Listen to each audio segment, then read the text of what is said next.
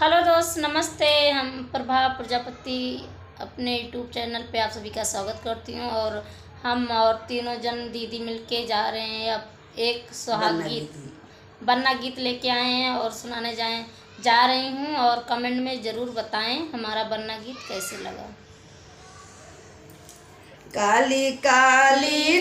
कसी में गोरा गोरा बन्ना जी चल मामी पर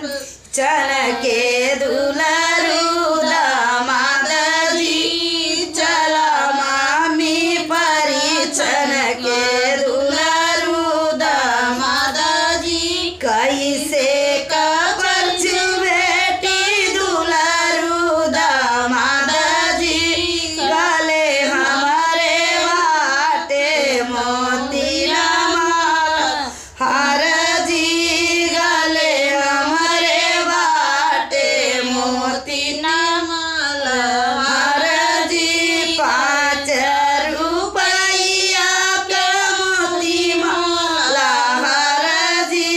लाख रुपया का स्वामी मोर ठाण जी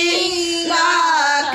रुपया का स्वामी मोर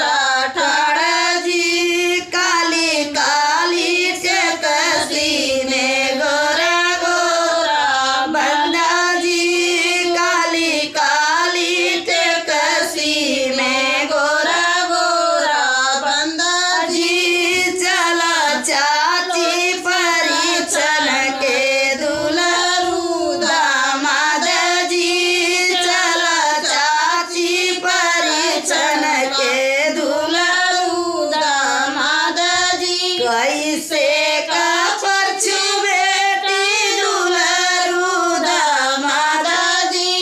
गले हमारे बाटे मोती माला हर जी गले हमारे बाटे मोती माला हर जी